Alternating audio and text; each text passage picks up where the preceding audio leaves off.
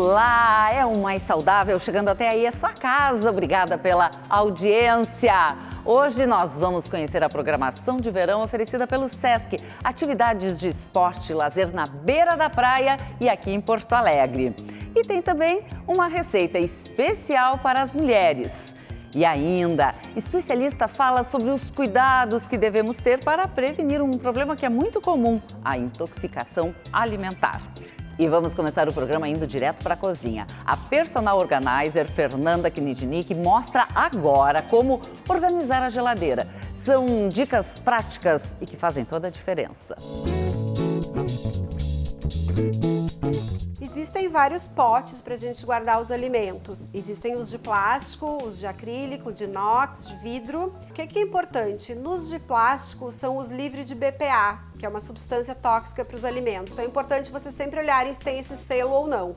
Esses aqui, ó, que eu estou usando aqui para guardar frutas, eu fecho todos, absolutamente todos, para que evite pegar cheiro na geladeira, cheiro nos alimentos e bactérias. Aqui eu tenho tomate cereja, também eu guardo fechado num outro pote. Então é importante a gente ter vários tamanhos de potes para organizar justamente os alimentos, né? Separar eles, não colocá-los juntos. Então fruta, verduras, né? Aqui eu tenho, por exemplo, nesse modelo eu consigo colocar a cenoura e a abobrinha juntos, e esse tipo de pote aqui, ele mantém o alimento por muito mais tempo quando ele estiver fechado. Esse maior, então, eu coloco cebola, batata doce, outro tipo de batata. Posso juntar alimentos que não tenham cheiro, obviamente, que funcionem juntos.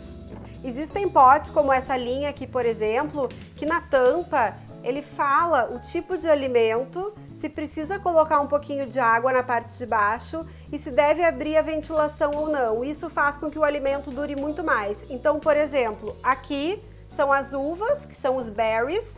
Eu não preciso colocar água nessa parte de baixo, eu deixo seco e eu não preciso abrir a ventilação aqui do lado. Então são maravilhosos por isso, dura muito mais o alimento na geladeira. E quando a gente corta uma fruta, faz uma gelatina, um flan, a gente coloca sempre o plástico filme para proteger, para não pegar o cheiro e não estragar o alimento. Importante falar como dica, hoje existe nos supermercados esse produto que tem carvão dentro e que tira o odor da geladeira. Então eu uso na minha casa, recomendo. E quem não quiser comprar, pode também botar um pedacinho de carvão num potinho ou um pouquinho de café. Esses dois elementos tiram o odor da geladeira. O importante é limpar a geladeira uma vez por semana. Com água e sabão é suficiente. A gente tira as prateleiras, remove todas as partes que são removíveis, limpa bem com água e sabão, seca e coloca de volta na geladeira.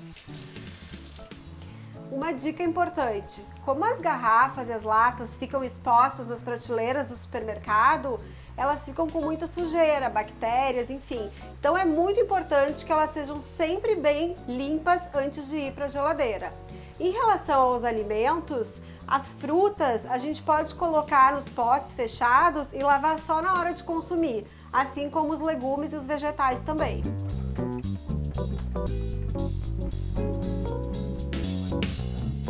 Aqui eu vou colocar esses potinhos mais para baixo. Eles não precisam de temperatura muito fria, então eles ficam na parte mais baixa da geladeira. Aqui nessa gaveta eu vou colocar a cebola, as batatas, porque eu gosto de separar dos outros alimentos. A cebola já descascada, por exemplo, eu coloco aqui para não dar cheiro nos outros alimentos, ali onde tem cebola, batata, mas fica num outro pote na mesma gaveta. Aqui nessa prateleira eu vou colocar então os flãs, gelatinas e frutas cortadas. O importante é a gente setorizar os alimentos sempre. E a parte de cima da geladeira é a parte mais gelada. Então a parte de laticínios a gente deixa sempre em cima, os leites e os ovos. Por que os ovos não ficam na porta da geladeira? Porque a porta da geladeira ela abre e fecha muitas vezes, então a temperatura oscila. A gente não deixa na porta, sem falar que pode quebrar de tanto bater. Os iogurtes também nessa parte mais alta, manteiga, queijo, que são derivados de leite, ficam tudo mais para cima. Uma outra dica muito importante, a carne. A carne nunca fica em cima, diferente dos ovos e dos leites. Porque a carne, se ela estraga, ela é cheia de bactéria. E se ela está em cima, escorre. E aí contamina todos os outros alimentos. Então a carne sempre embaixo. A porta então é destinada aos molhos e às bebidas, chás, águas. Uma outra dica legal é a bandeja de acrílico, que a gente tira para servir num café da manhã ou num lanche e depois coloca de volta na geladeira. Uma sugestão para quem não tem muito espaço na geladeira é essa prateleira aqui, ó. A gente encaixa aqui na prateleira, coloca uma garrafa de leite, por exemplo, ou de um chá e ganha um baita espaço.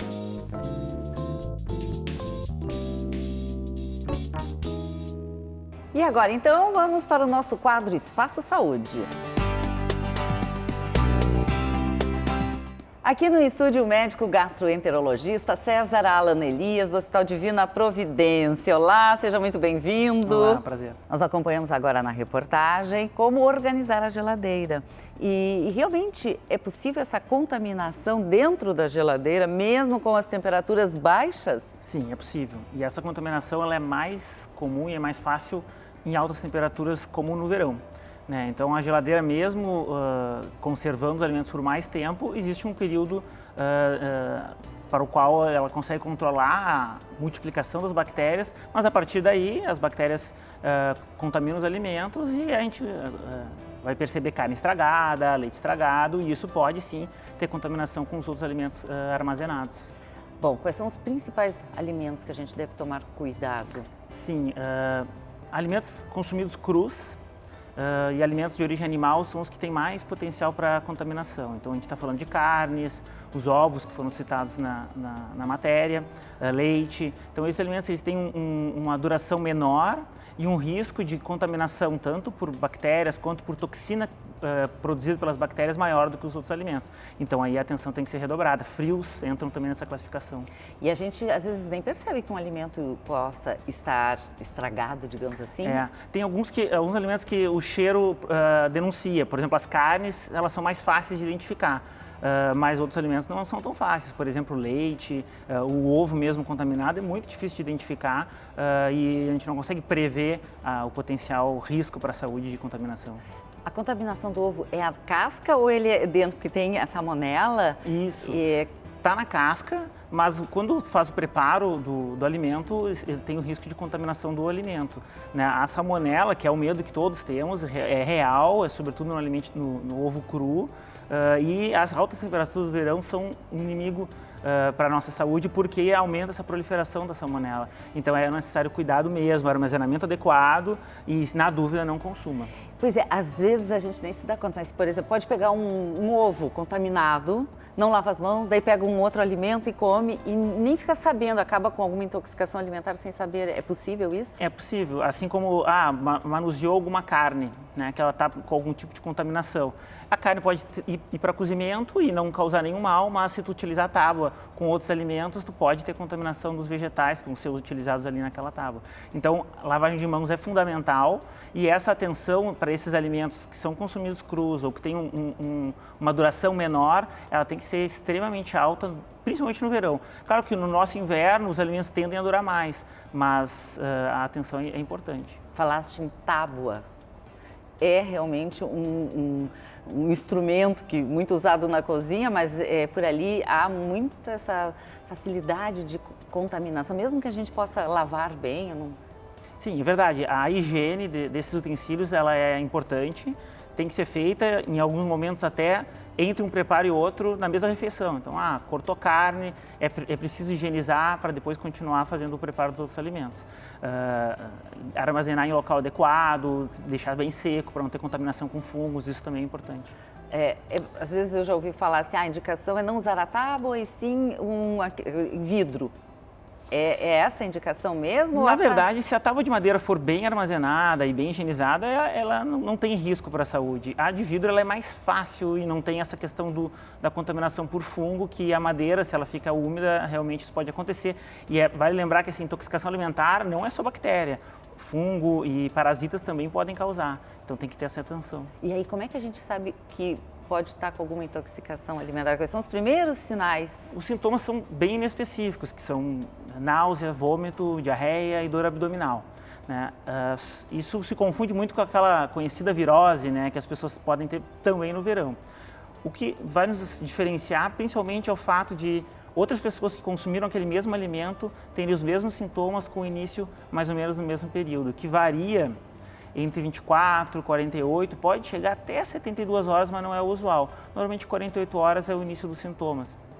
Quando a gente tem alguém com esse sintoma, a gente tem que ver, na família, tem mais alguém sentindo a mesma coisa? Quem fez as mesmas refeições juntos também está sentindo? Isso nos ajuda a pensar, isso é uma intoxicação alimentar ou não, isso simplesmente é uma virose. Sobretudo porque a virose, o vírus, né, a gastroenterite viral, que é muito comum, ela passa de pessoa para pessoa. Então, pode ter na mesma casa, mas aí o meu filho se contaminou na escola, daqui a 2 dias eu começo a ter sintoma, daqui a 3 dias a minha esposa começa a ter. Então, o quadro viral passa de pessoa a pessoa. A intoxicação alimentar tende a começar todas ao mesmo tempo. Isso nos ajuda, é uma dica de consultório que a gente usa para tentar diferenciar uma coisa da outra. E, por exemplo, quem está com algum sintoma, até onde ele pode, o que ele deve fazer, quando procurar um médico? Sim, no início, certamente, hidratação é o principal, né? Ingerir bastante água, porque o principal risco das gastroenterites é desidratação, sobretudo nos idosos e nas crianças, e naqueles que têm imunidade diminuída. Então, primeira coisa, se hidratar muito. Segundo, se não está conseguindo se hidratar, ou seja, está com muito vômito, não está conseguindo controlar com medicação para vômito, isso é um sinal que indica procurar médico. Porque aí a gente vai com algumas medicações controlar esse sintoma e permitir que a pessoa se hidrate. Febre alta, sangramento nas fezes, pus nas fezes, isso tudo indica procurar atendimento de emergência. Lá vai procurar o Hospital Divina Providência, na emergência, que o médico que atender vai conseguir identificar, porque tem alguns casos que precisam de antibiótico. Mas não são todos e não são a maioria, são a minoria deles. Mas os casos mais graves, que tem risco de disenteria e desidratação, esses a gente acaba tendo que usar eventualmente até antibiótico. Então, atenção no risco de desidratação e nesses sinais, né? Febre alta e essas eliminações diferentes nas fezes. Então, nos primeiros sinais, no primeiro dia, por exemplo, que tipo de alimentação? Às vezes a pessoa nem consegue se alimentar, né? É verdade. Então, o que a gente orienta? Além da hidratação, evitar alimentos à base de leite e derivados, que eles tendem a ter uma digestão mais complicada nesses quadros agudos, então evitar leite e derivados, alimentação mais leve, evitar alimentos com mais gordura, que também tendem a ter uma digestão um pouco mais demorada, e não inventar muito, comer o que está acostumado a comer. E isso ajuda a passar esse período de intoxicação de uma forma melhor. Bom, a principal recomendação agora, está chegando o final do ano, vem as férias, a principal recomendação para a gente conseguir prevenir esse tipo de problema, porque realmente acaba atrapalhando muitas vezes, né, uma viagem ou até uma festa. Sem dúvida.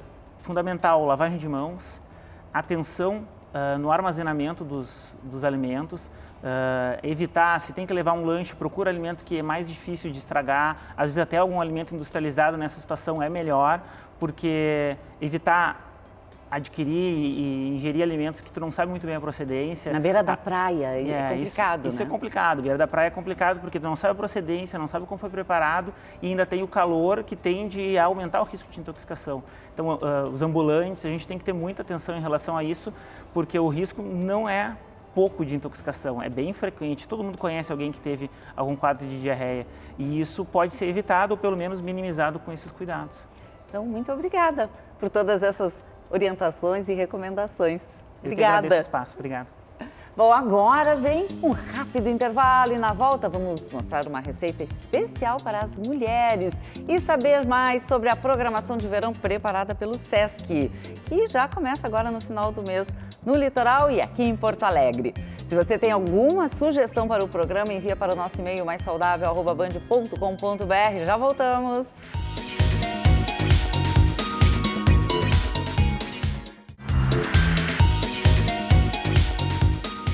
Estamos de volta e aqui no estúdio comigo a coordenadora do projeto Estação Verão SESC, Melissa Stoffel. Olá, um prazer recebê-la aqui. Tudo bom? Tudo bem. 17 anos de estação verão na praia, em Porto Alegre menos, né? Em Porto Alegre nós vamos para o segundo ano, né? Mas nesse nosso litoral gaúcho são 17 anos, 17ª edição, e o que já é uma tradição no verão gaúcho. Bom, eu participo desde o primeiro e acompanho e sei de algumas pessoas também. Verdade. E é tão bonito aquela expectativa de muita gente. Quando é que vai ficar pronta a casa do Sesc na beira da praia? Já se tornou uma tradição, né, Laura? Então, assim, a gente tem pessoas que nos visitam no Sesc durante o ano, as senhoras principalmente da terceira idade, nos ligam para saber o que vão ser as novidades, quando a gente começa, e eles estão nos esperando, né? Então, realmente se tornou um ponto de encontro no litoral gaúcho, da comunidade, dos veranistas, levando um pouquinho de tudo que o Sesc faz, né? Então, para nós é uma alegria muito grande estar 17 anos com esse espaço. Bom, vamos falar quais são primeiro os locais. Isso, nós estaremos então no Balneário Pinhal, Cidreira, Tramandaí, Atlântida Sul, Atlântida, Capão, Torres, isso no litoral norte. No litoral sul, Cassino, Laranjal e São Lourenço. E também em Porto Alegre, na orla do Guaíba. Tem mais algum outro local esse ano? Nós temos uma novidade esse ano, algumas novidades, né? Assim como nós fizemos em Porto Alegre com esse projeto piloto que funcionou sextas, sábados e domingos, também nesse mesmo modelo nós teremos em Viamão, com Estação Verão, na Praia de Itapuã. Ai, que lindo! É lindo, aquele espaço tão pouco usado. O Sesc vai estar presente lá e no Hermenegildo, no Chuí. Então a gente está brincando que realmente vai ser de norte a sul, de Torres ao Hermenegildo, Estação Verão vai estar presente. Que legal, que bacana. E as atividades são as mais variadas? Por exemplo, assim, em todas, o que temos? Depois a gente vai falando. Né? O nosso carro-chefe, que é o Pé na Areia, que a gente sempre brinca, que tu já participou muito conosco também, que são as aulas de ginástica, de ritmos, a dança. A gente brinca que é o nosso carro-chefe, não pode faltar.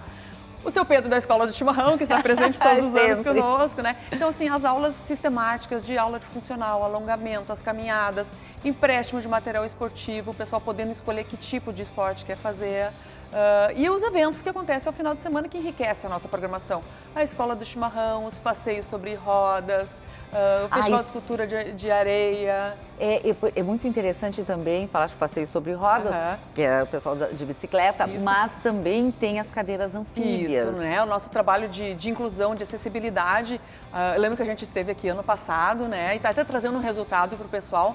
Nós realizamos, Laura, neste ano, né? Na verdade, 2019 ainda, mais de 1.400 banhos com pessoas cadeirantes ao longo em todas as praias, né? E a expectativa, e a gente percebe isso, são 8 anos de banhos acessíveis, ao longo do ano cada vez aumenta mais. E uma das nossas novidades que a gente tem também é mais um trabalho, mais um serviço de inclusão que a gente quer trazer, que é uma parceria que a gente está fazendo com o Skate Anima aqui de Porto Alegre, que é um trabalho que eles fazem de inclusão de um andador de skate adaptado para as crianças.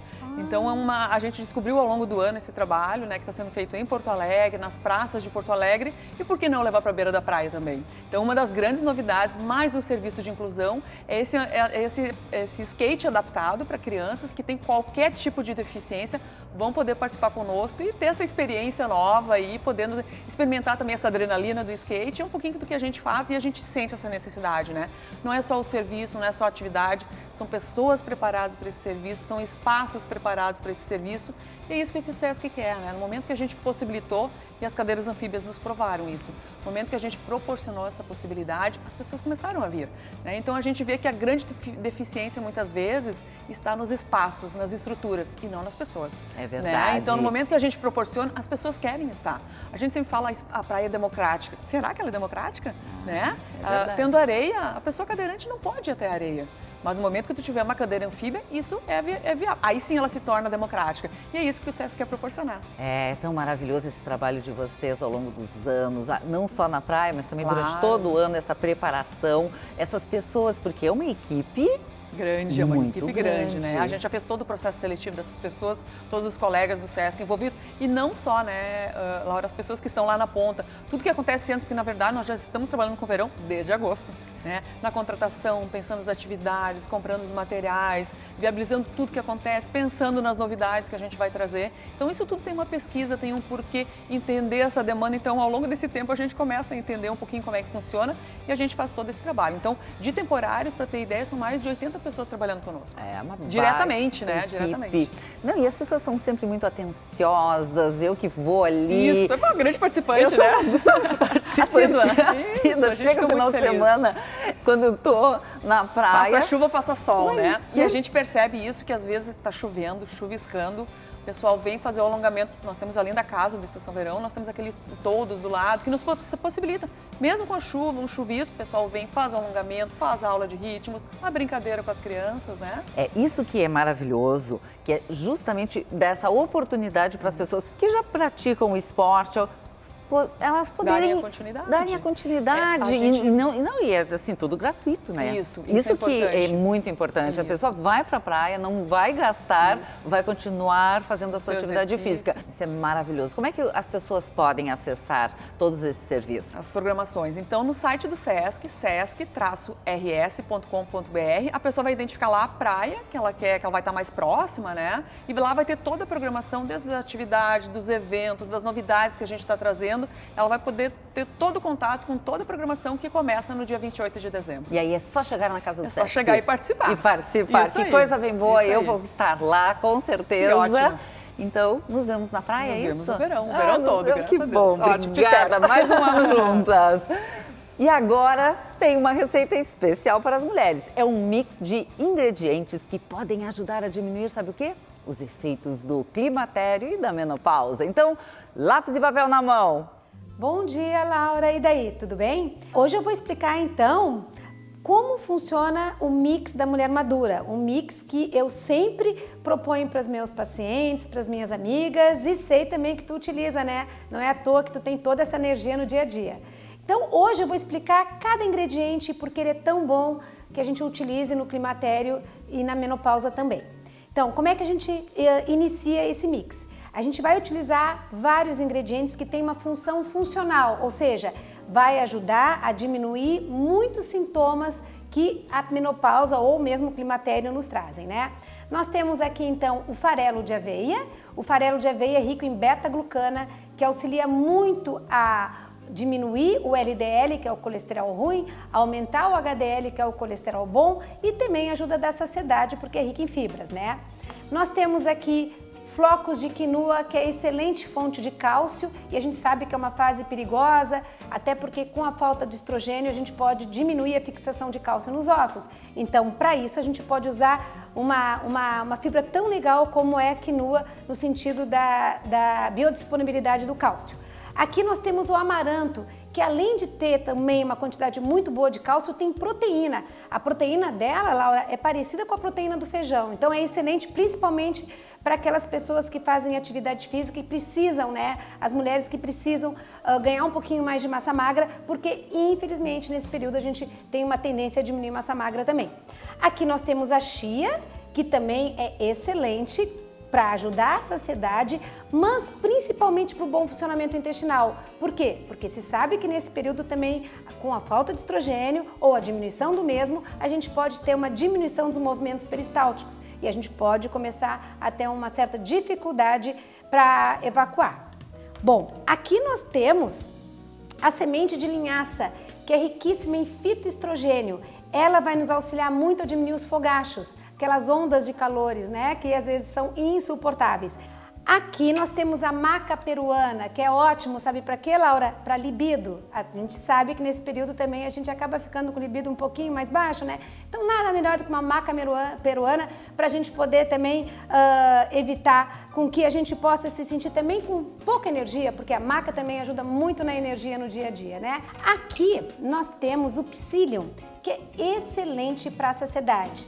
É um dos momentos onde a mulher, por estar um pouco mais ansiosa, às vezes pode ter modificação do humor, ela pode também sentir mais necessidade de comer carboidrato e doces. E o psyllium vem aqui também para ajudar na saciedade e também para ajudar o bom funcionamento intestinal. Bom, a gente sabe que é nessa fase que pode ocorrer mais infecções urinárias. Então, que tal colocar o goji berry, que é riquíssimo em vitamina C e que é excelente para diminuir então a incidência de infecção urinária? A gente pode colocar e ele vai dar aquele gostinho docinho também no nosso mix da mulher madura. E aqui nós temos o açaí, que é excelente para diminuir a parte oxidativa que ocorre nesse período, principalmente na pele. Ele é um antioxidante poderoso, riquíssimo em ferro, polifenóis que ajudam na hidratação da pele e da mucosa, que também é um mal que ocorre nesse período, né? No caso, a gente começa a ficar com a pele e mucosa muito desidratada. Para isso, a gente utiliza o açaí. também é uma fonte riquíssima em vitamina C, que ajuda a estimular a produção de colágeno. Então, gente, a gente vai pegar todos eles, não vamos bater no liquidificador, a gente vai misturar eles desta maneira in natura, dentro de um vidro.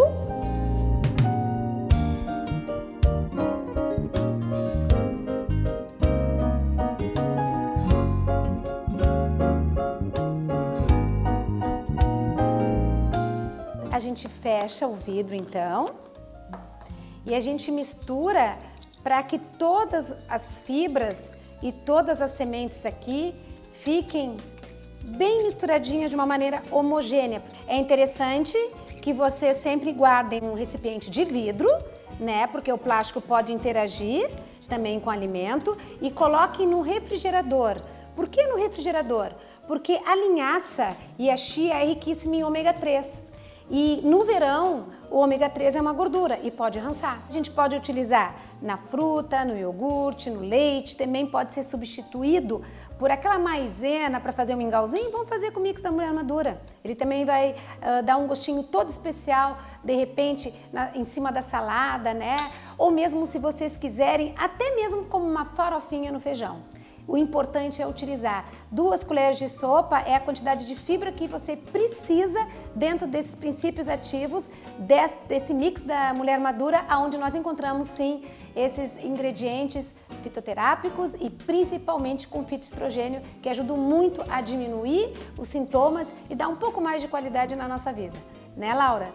Eu já uso essa receita há muito tempo. E o programa de hoje vai ficando por aqui. Quer rever todos os conteúdos do Mais Saudável? É só acessar o canal da Band no YouTube. Acompanhe também o Instagram e a nossa página no Facebook. O programa reprisa domingo às 7 da manhã e segunda, 1h30 da tarde. Agora, na sequência, quem está chegando? Alejandro Malo. E eu volto sábado que vem, neste horário. Eu te espero. Um ótimo final de semana para você. Beijo, tchau!